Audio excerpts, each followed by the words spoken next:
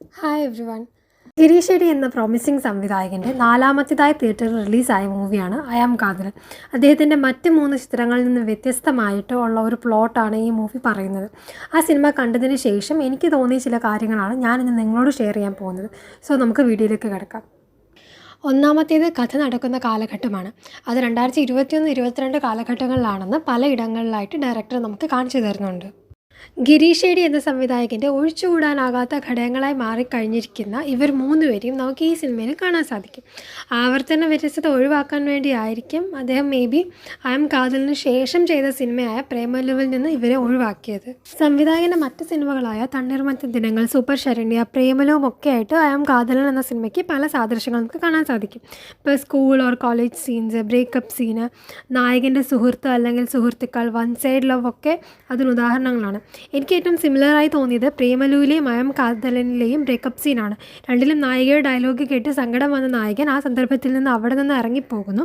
തുടർന്ന് തൻ്റെ റൂമിൽ കട്ടിലിൽ വന്ന് കമന്ന് കിടന്ന് കരയുന്നു. രണ്ടിലും സുഹൃത്ത് ആശ്വസിപ്പിക്കുന്നു. രണ്ടിലും ഇത് അതേപോലെ തന്നെ നമുക്ക് കാണാൻ സാധിക്കും. ശില്പ ഫ്രണ്ടിൻ്റെ ബർത്ത്ഡേക്ക് പോകുമ്പോഴാണല്ലോ വിഷ്ണു അവളുടെ ഇൻസ്റ്റാഗ്രാം ഹാക്ക് ചെയ്യാൻ ശ്രമിക്കുന്നത്. പിന്നീട് പാസ്വേഡ് ഓർത്തെടുത്ത് വിഷ്ണു അവളുടെ ഇൻസ്റ്റാഗ്രാം ഓപ്പൺ ചെയ്യുമ്പോൾ കുറച്ച് മുൻപ് ശില്പ ഫ്രണ്ട്സുമായിട്ട് എടുത്ത സെൽഫി അവളുടെ അക്കൗണ്ടിൽ പോസ്റ്റ് ചെയ്തിരിക്കുന്നത് നമുക്ക് കാണാൻ പറ്റും.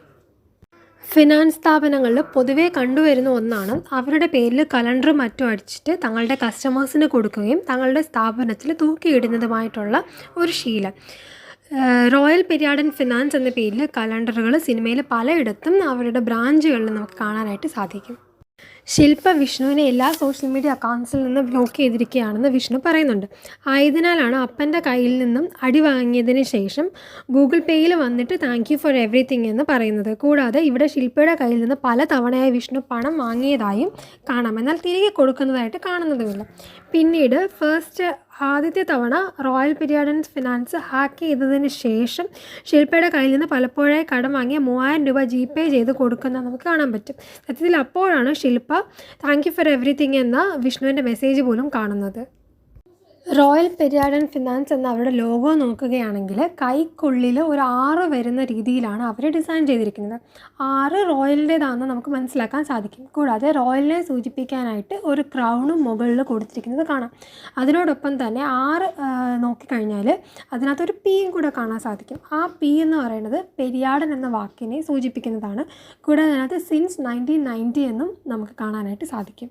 റോയൽ പെരിയാടൻ ഫിനാൻസിൻ്റെ ഹെഡ് ഓഫീസിനെ Royal Periyadan Silver Jubilee Memorial Block എന്നാണ് പേര് കൊടുത്തിരിക്കുന്നത്.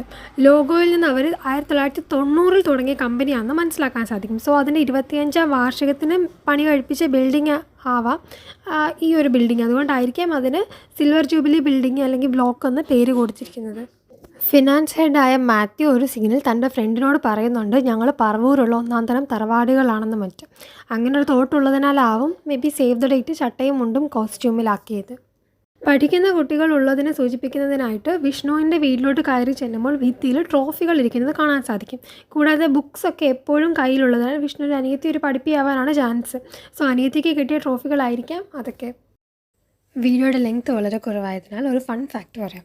സിനിമയുടെ ആദ്യ സീനുകളിൽ വിഷ്ണുവിൻ്റെ അച്ഛൻ ഒരു ടിഫിൻ ബോക്സിൽ ഫുഡ് കൊണ്ടുവന്നത് കാണാം. സിനിമയുടെ അവസാന ഭാഗങ്ങളിൽ ഇതേ ബോക്സിൽ തന്നെ വിഷ്ണു അച്ഛന് ലഞ്ച് കൊണ്ട് കൊടുക്കുന്നതായിട്ടും കാണാൻ സാധിക്കും.